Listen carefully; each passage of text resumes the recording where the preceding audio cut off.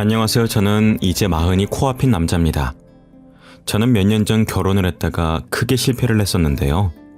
그때는 저를 속인 사람들이 너무 밉고 거기에 속아 넘어간 제 자신이 너무 한심스러웠습니다.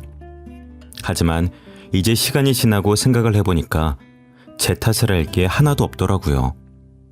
괜히 그런 사람들 때문에 한동안 사람들도 못 믿고 혼자 자책을 하고 있던 그 시간들이 너무 아깝다는 생각에 여러분들은 저처럼 자책하느라 그동안의 시간을 헛되이 보내지 마시라고 사연을 써봅니다. 저는 5년 전 노총각이라는 타이틀을 달고서 여기저기 맞선을 보러 다녔어요. 다행히 돈을 꽤나 잘 버는 편이라 결혼업체에 가면 높은 등급을 받을 수가 있었습니다. 하지만 아무리 돈이 많다고 해도 마흔이 가까워질수록 좋은 인연을 찾기란 하늘의 별 따기였어요. 그렇게 맞선만 보기를 수십 차례였습니다. 처음 아내를 만난 것도 맞선 장소였어요. 하지만 특이한 점은 아내가 맞선 상대는 아니었다는 거였죠. 이상하게 저와 매칭되시는 분들은 저와 취미가 맞지 않거나 외모가 제 스타일이 아니었어요. 외모가 제 스타일이셔서 이야기를 하다 보면 서로 관심사가 공통된 부분이 없으니 대화가 몇 번 이어지지도 않았고 외모가 제 스타일이 아니면 저도 딱히 잘해보고 싶다는 생각이 안 들더라고요.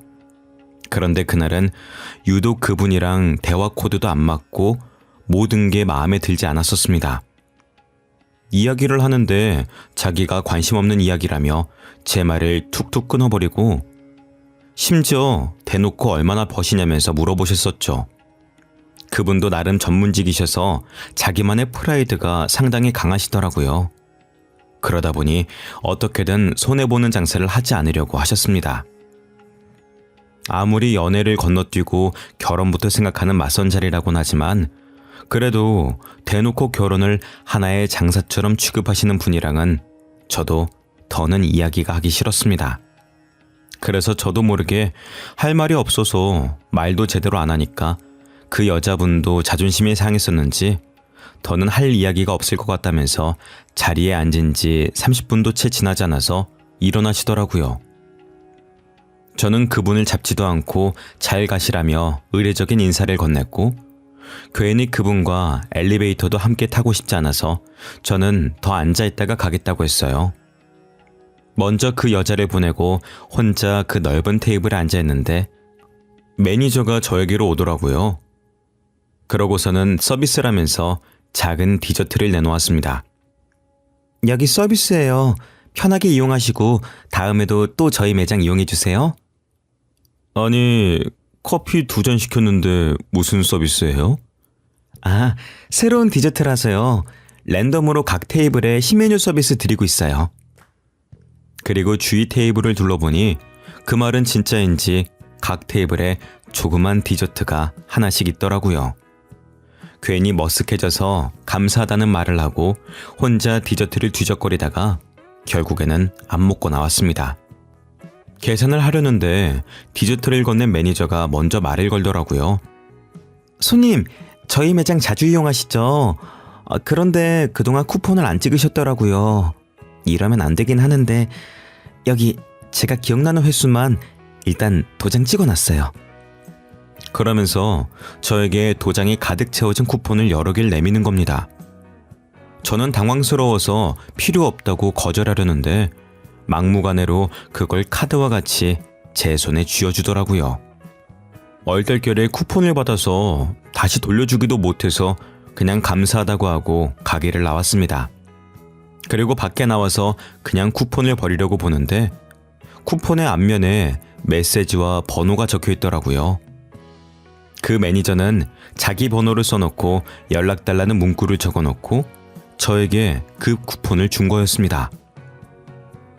처음엔 어처구니가 없어서 그냥 버려버릴까 했었는데 아무래도 남의 번호가 적힌 걸 그냥 아무데나 버리긴 꺼려져서 집에 가서 버려야겠다는 생각으로 일단은 집으로 돌아왔습니다. 그런데 집에 가서 보니 제 명함 지갑을 두고 왔더라고요. 제가 사업을 하는 사람이라 여기저기 명함을 드릴 일이 많아서 꼭 들고 다니는데 그때도 처음 인사를 하면서 명함을 드린다고 꺼내놓고는 깜빡하고 두고 온 것이었습니다. 제 명함이야 다시 파면 되지만 몇몇 거래를 안 한 거래처 명함들도 있어서 꼭 찾아야 했습니다. 그래서 급하게 가게로 전화를 걸어보니 바쁜지 몇 번을 걸어도 전화를 안 받더라고요.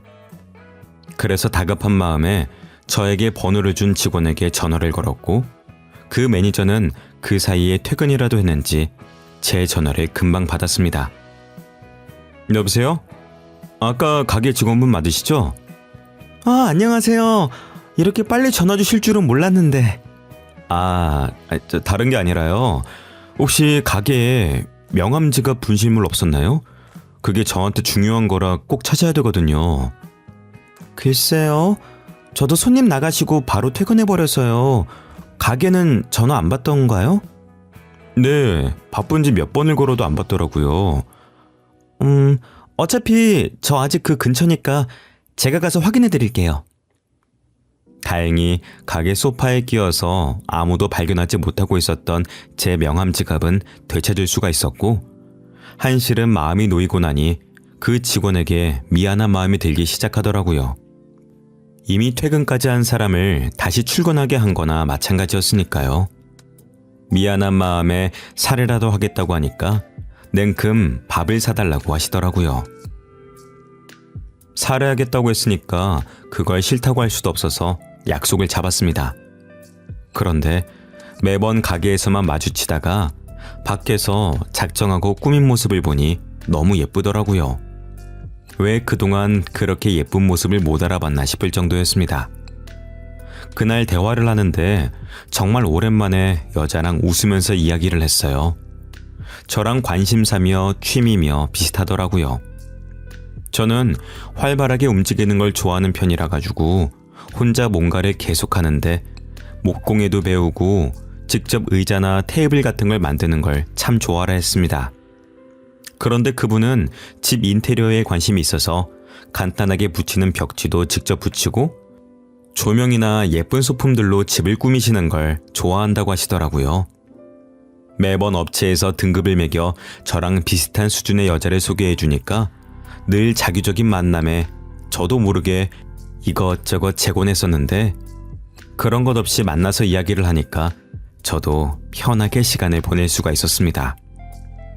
그 후로 그분은 종종 연락이 왔고 결국엔 연인 사이로 발전했고 결혼까지 골인했습니다. 결혼 후 아내의 카페도 차려주고 처가댁도 이사를 시켜드렸습니다. 장모님이 혼자서 두 자매를 키우셨는데 작은 투룸 월세에서 살고 계시더라고요. 마침 제가 가진 아파트에 세입자들이 나간다고 하길래 장모님께 공짜로 살게 해드렸습니다.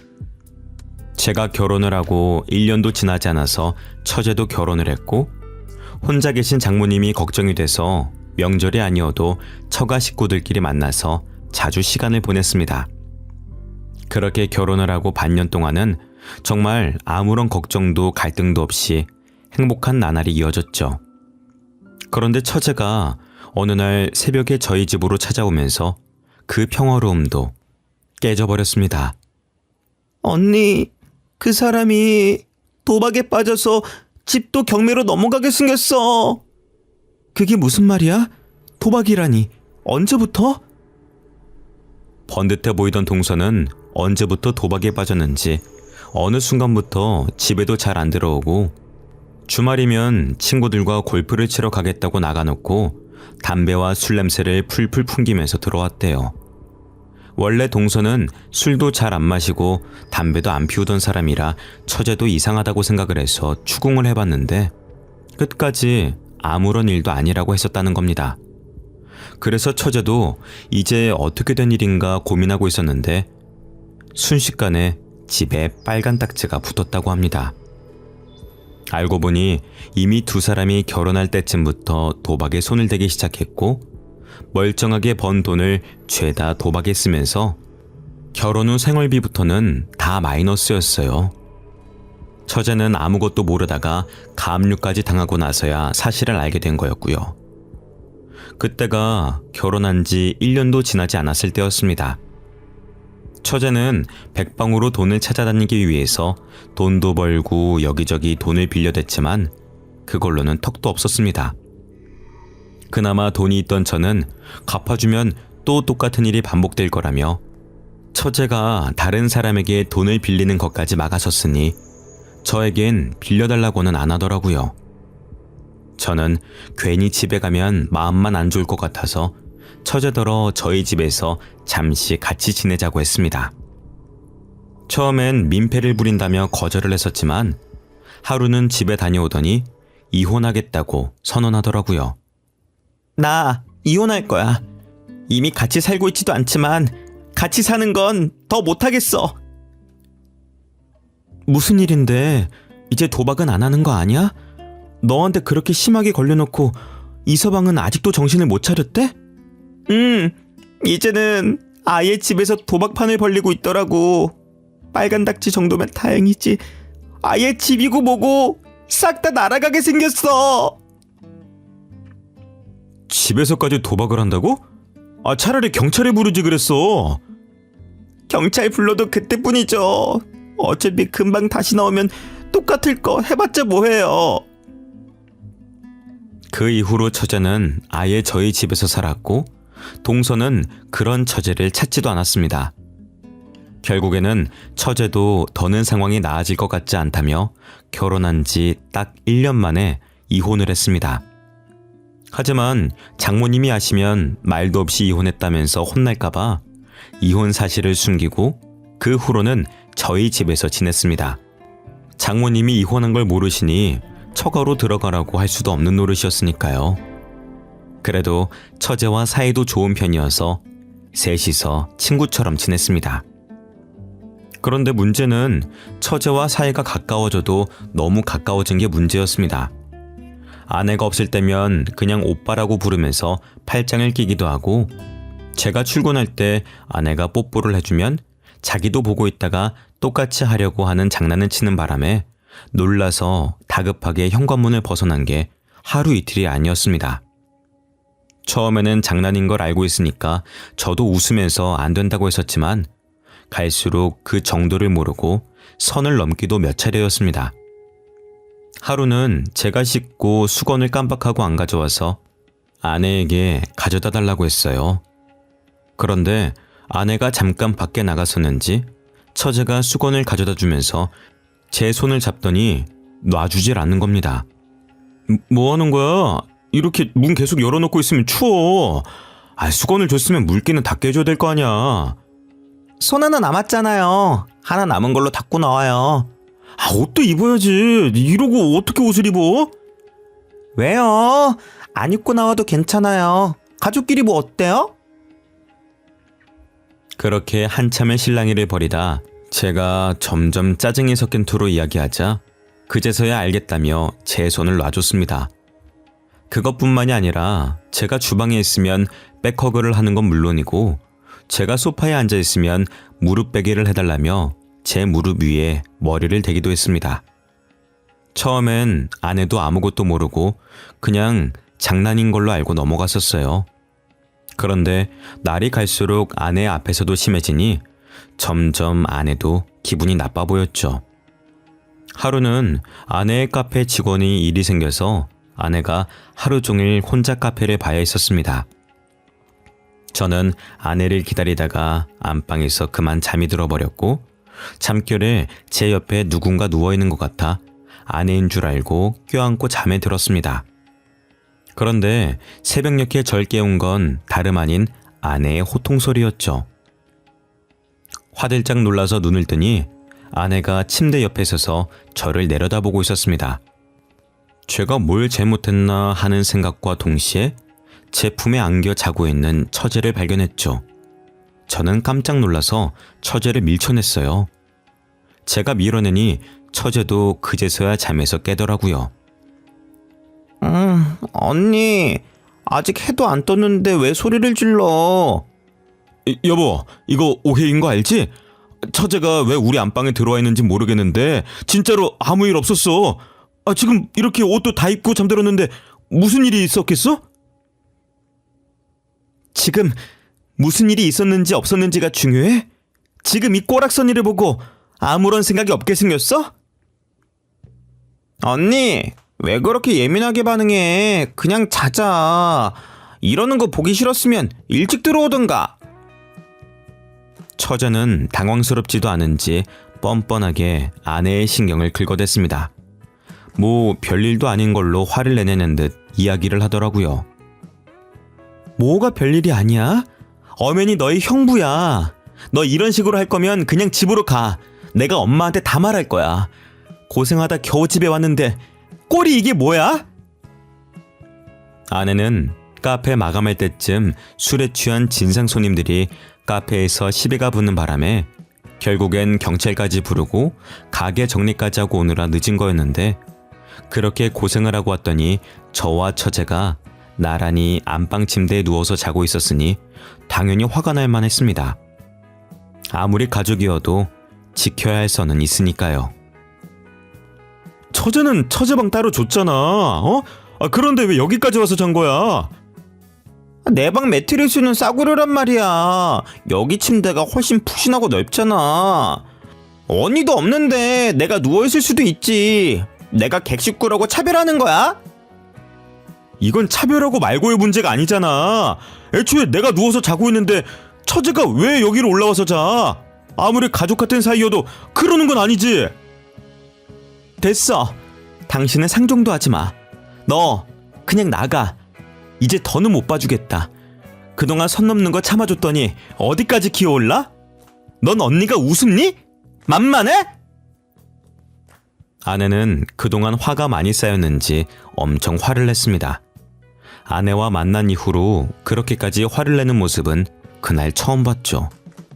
그런데 그것도 잠시, 처제의 폭탄 발언에 순식간에 방은 싸늘해졌습니다. 왜? 언니도 내 남편이랑 이랬잖아. 아니야? 무슨 소리를 하는 거야? 아직 잠이 덜 깼어? 알고 보니 처제가 결혼을 하기 전부터 아내는 동서와 바람을 피우고 있었습니다. 아내는 저와 결혼한 후 제 돈으로 도박을 했었는데, 그 도박판에서 만난 게 처제의 남편이었죠. 그렇게 만난 두 사람은 몰래 바람을 피우면서 저와 처제 몰래 스릴을 즐겼고, 결국엔 처제가 두 사람의 불륜 현장을 잡아내고야 말았던 겁니다. 처제는 배신감에 언니도 남편도 너무 싫었지만, 그래도 가족을 끊을 순 없는 인연이니 남편과 이혼만 하고 언니가 그 불륜 상대라는 걸 알고 있다는 걸 알리지 않고 있었습니다. 괜히 가족과 사이가 멀어질까봐 배려한 거였는데, 자기는 아예 바람을 피웠으면서 자기가 당하니 기분 나빠하는 꼬락서니가 처제는 어이가 없었던 거였죠. 대놓고 복수하진 못하고 그냥 신경만 조금 긁으려는 것뿐이었는데, 그런 엄청난 사실을 알고 있으면서 어떻게 아무렇지 않게 있을 수가 있겠어요.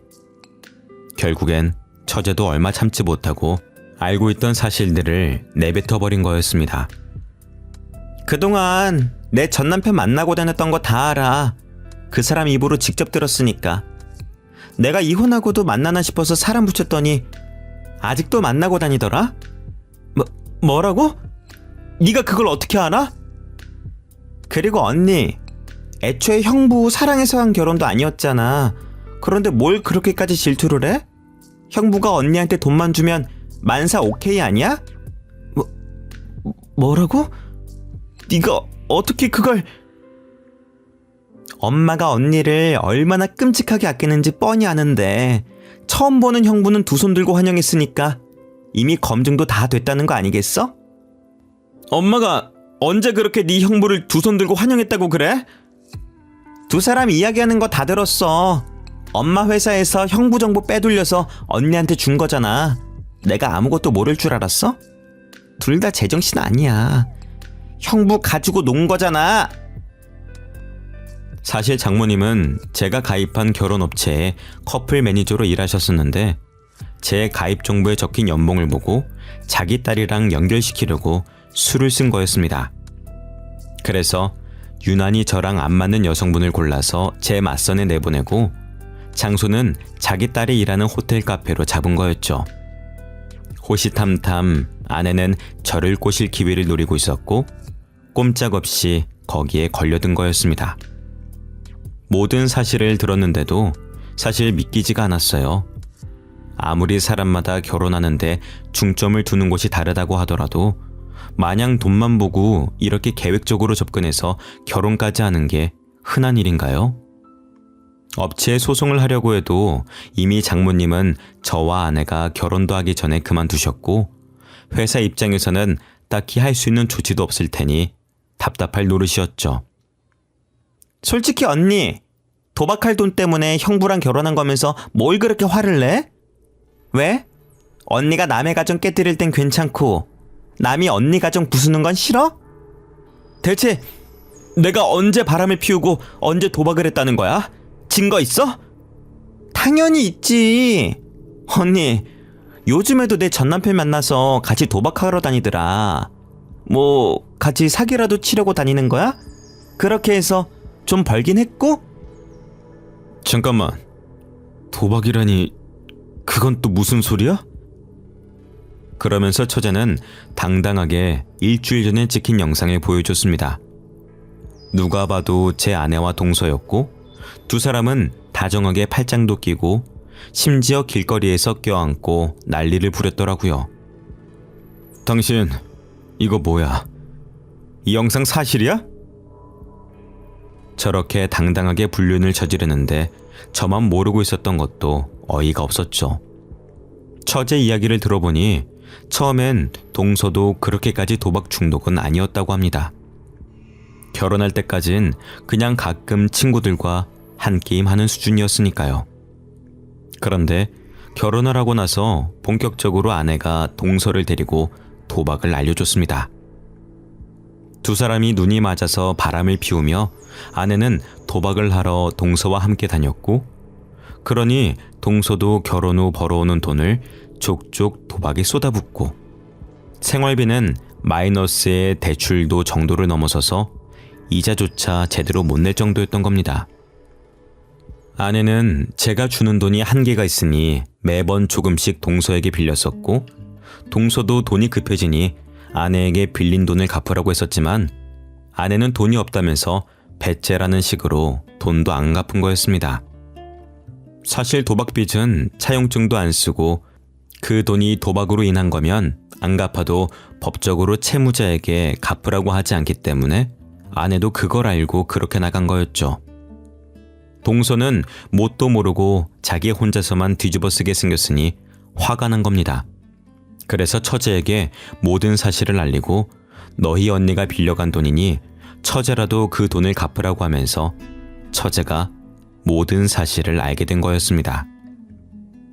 동서도 멍청하게 그 도박을 제 아내 때문에 빠졌다고 하면 언제부터 둘이 그렇게 가까웠냐부터 분명히 다른 의심들도 따라올 수밖에 없는데 그걸 자기 입으로 말해서 결국엔 두 사람이 바람을 피웠다는 사실도 다 드러나 버렸던 겁니다. 언니만 아니었어도 내 인생 이렇게 안 꼬였어. 전 남편도 언니만 아니면 도박에 그렇게 빠지지도 않았을 거고 내 결혼 생활도 멀쩡했을 거야. 그게 왜 다 내 탓이야? 네가 남자를 잘못 고른 탓이잖아. 억울하면 너도 바람이라도 피우지 그랬어? 아, 그래서 지금 너희 형부한테 이러는 거야? 그래, 일부러 그랬어. 지금까지 언니는 내 모든 걸 뺏어갔잖아. 엄마 사랑도 남편도 내 가정도. 그래도 언니니까 참아보려고 했어. 근데 왜 난 언니 거에 손도 못 대? 다 네가 못나서 그런 거지. 왜 내 탓을 해? 당신, 내가 알던 사람 맞아? 바람 피운다는 사실을 어떻게 그렇게 내 앞에서 당당하게 해? 당신한테 미안하게 됐어. 근데 내가 당신의 빚더미에 앉힌 것도 아니고 그렇다고 우리가 그렇게 사랑으로만 결혼한 사이도 아닌데 그렇게까지 미안해야 할 일이야 이게? 뻔뻔하게 나오는 아내의 말을 들으니 너무 화가 나면 말이 안 나온다는 게 무슨 말인지 알겠더라고요. 사랑만으로 한 결혼은 아니지만 그렇다고 사랑하지 않는 것도 아니었고 부부간에 최소한 바람을 피우던 사실이 걸렸으면 부끄러움이라도 느껴야 하는 게 정상이잖아요.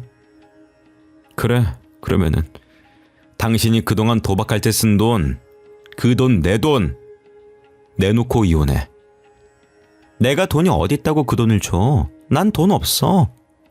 그래, 그러면은 일단 당신 카페부터 도로 내놔. 그리고 장모님이 사시던 집 거기도 나가셔야지. 이제 사위 집이 아닌데 공짜로 살게 해드릴 순 없지. 어차피 거기 4명이잖아. 이미 내 건데 내가 왜 그걸 도로 줘야 되는데? 엄마 집도 어차피 전세 계약했잖아. 계약서가 있는데 그게 마음대로 돼? 아내는 뭐가 그리 자신만만한지 당당하게 나오더라고요. 장모님이 저희 집에 들어오시면서 원래 가지고 계시던 전세금을 빼서 계약금으로 거셨었거든요. 그걸 믿고 아내도 당당하게 나오는 거였죠. 그 이후로 여러 방법을 알아봤지만 그냥 전세 기간이 끝날 때까지 기다리는 게 가장 깔끔한 방법이더라고요. 중간에 제가 내쫓아낼 방법도 없었고요. 결국 찜찜한 채로 손해를 보고 있어야 된다는 거였죠. 일단 이혼이라도 하자는 생각으로 서류를 접수했었는데 처제가 찾아왔습니다. 형부, 이혼하지 말고 위자료 소송을 해요. 위자료는 무슨 위자료요? 상간남 위자료 소송이요. 두 사람 뻔뻔하게 아직까지 만나고 있어요. 몰랐죠? 처제의 이야기를 들어보니 상간남 위자료 소송을 몇 번이고 할 수 있더라고요. 위자료를 내고도 계속 만나면 또 소송해서 또다시 받아내면 되니 그렇게라도 자기 복수를 대신해달라고 하더라고요. 처제의 이야기를 들어보니 처제가 왜 그렇게까지 복수를 하고 싶어 하는지도 알 것 같았습니다. 장모님은 어렸을 적부터 예쁘장한 언니한테만 투자하면서 좋은데 시집 보낼 거라며 처제한테는 신경도 안 쓰고 필요한 돈도 잘 안 줬다고 하더라고요. 아무래도 커플 매니저를 하시다 보니 좋은데 시집 보내시려고 이것저것 하신 것 같았습니다. 그런데 장모님이 아내만 예뻐하니 아내도 대놓고 처제를 무시했었고 처제는 그래도 가족이라는 생각에 꾹 참아왔었다고 해요. 그런데 결국엔 이 일이 터지고 나서도 장모님은 일을 왜 이렇게 크게 키우냐면서 처제에게 언니 결혼 생활까지 망치니 속 시원하냐면서 오히려 처제를 혼냈다는 겁니다. 그 이야기를 듣는데 어떻게 제정신이 아닌 사람들 속에서 버틴 건지 대단해 보일 정도였어요. 그래도 덕분에 아내와 이혼하지 않고 몇 번에 걸쳐서 상간남 소송을 걸었습니다. 그동안 개인회생 신청도에서 빚도 많이 청산됐더라고요. 그래서 숨 쉴 틈 없이 위자료를 받아냈습니다. 학습 효과도 없는지 아니면 다시는 안 걸릴 거라고 생각하는지 몇 번을 소송을 해도 꼭 몰래 만나다가 다시 걸리더라고요. 동서도 참 그동안 그 여자한테 뜯긴 돈이 얼만데 아직도 만나고 있는 걸 보니 끼리끼리 잘 만났다 싶었습니다. 그렇게 몇 번에 걸쳐서 위자료를 뜯어내고 전세계약 기간의 만료가 다가오자 저도 이혼을 준비했습니다. 문제는 아내 명의의 상가가 문제였었죠. 다행히 건물 계약을 할 때 제 통장에서 이체를 했었고 그걸 증거로 상가가 제 돈이라는 걸 증명했습니다. 거기다 아내가 그동안 불륜을 저지른 것부터 도박을 했던 것까지 하나하나 따지고 보니 재산 분할은커녕 아내도 저에게 위자료를 줘야 되더라고요. 결국엔 아내는 저에게 있는 돈을 탈탈 털어서 위자료를 줘야 됐고 순식간에 아무것도 없이 길바닥에 나 앉아야만 했습니다. 그동안 아내는 카페 안에 있는 작은 휴게실에서 자고 먹고 생활했었나 보더라고요. 그런데 그것마저 빼앗겨버리니 자신만만하던 태도도 순식간에 180도 바뀌었습니다. 아무리 그래도 이건 아니지. 꼭 이렇게까지 해야 해? 뻔뻔한 것도 정도가 있어야지. 그동안 가게 안 뺏고 있어준 것만으로도 감사해야지. 간통죄 폐지만 아니었어도 콩밥이나 먹게 하는 건데. 그동안은 이혼도 안 하고 살았잖아. 그냥 이혼하지 말고 이대로 살자. 어? 누구 좋으라고 그래? 그동안 봐줬었는데 넌 왜 학습 능력이 없니? 내가 그 카페를 순순히 넘겨줄 줄 알았어? 멍청하긴. 다시는 보지 말자, 어? 카페마저 빼앗기면 더는 도박이 문제가 아니라 정말 먹고 사는 게 문제일 테니까요. 하지만 이제 그런 것도 제 알바가 아니니 제 바지가랑이를 붙잡고 늘어지는 아내를 밀어냈습니다. 처제는 이혼을 하고 난 후로도 종종 연락을 하긴 하는데 결국엔 둘 다 돈이 없으니 이제는 만나지도 않는다고 하더라고요. 참 그 이야기를 들으니 우습기 짝이 없었습니다. 만나면 안 될 사이일 땐 그렇게 만나대더니 결국엔 서로가 서로에게 빨대만 꽂으려고 했던 거죠. 동서도 아내가 카페는 안 뺏길 거라며 호언장담을 하는 말을 철석같이 믿고 있었다가 결국엔 다 빼앗기고 위자료까지 줘야 한다는 소리를 들으니 더는 빼먹을 것도 없다 싶어서 뒤도 안 돌아보고 그 관계를 정리했다더라고요. 고작 저렇게 될 관계에 2년이나 소송을 하면서 시간을 허비한 게 아깝기도 합니다. 이제는 아쉬운 마음이 생겼는지 아내가 틈만 나면 저에게 돈을 빌려달라고 연락이 오더라고요. 전화를 받으면 자기가 쫓기고 있어서 그런데 얼른 1,000만 원만 보내달라는 말을 하는데 제가 그걸 왜 보내주겠습니까? 그냥 어디로 보내면 되냐며 물어만 보고 안 보내고 있습니다.